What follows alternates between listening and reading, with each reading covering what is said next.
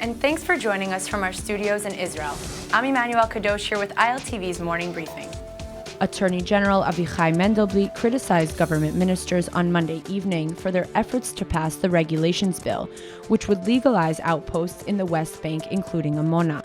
Mendelblit said the bill was legally flawed, contravened private property rights legislation, and did not fall in line with Israel's international law commitments. The United States described the Israeli bill as troubling.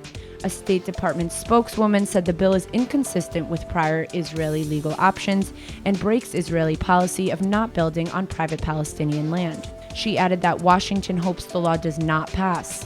The residents of Amona called an emergency gathering on Monday evening and appealed directly to Prime Minister Benjamin Netanyahu, saying the lives of the residents of Amona, 42 families including young children, are in his hands.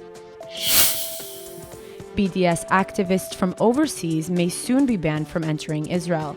The first reading of the bill was approved by the Knesset last night, which would bar activists in the boycott, divestment, and sanctions movement from entering Israel. The law will deny entry to any individual in a Boycott of Israel organization or is a representative of any NGO that advocates boycotting the Jewish state.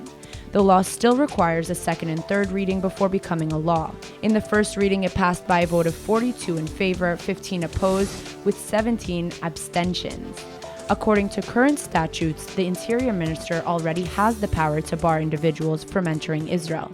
The proposed bill instructs the minister to create a list of individuals and organizations deemed to support BDS. Two Israeli Arab cousins were sentenced to multiple-year jail terms by the Nazareth District Court on Monday.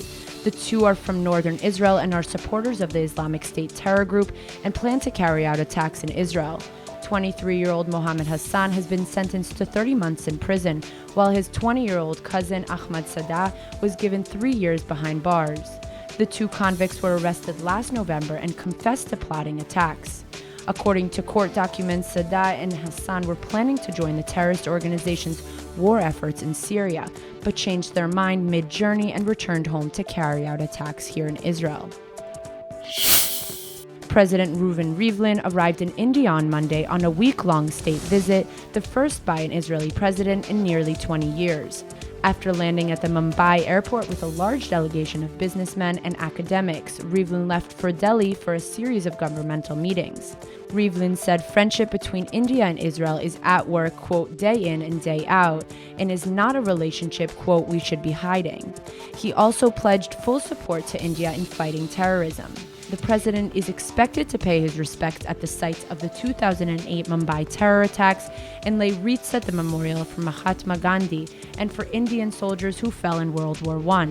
Rivlin's arrival will set in motion bilateral exchanges to mark 25 years of formal diplomatic ties, which started in 1992. Rivlin is the first Israeli president to visit India since Ezer Weitzman, who visited Delhi in 1997.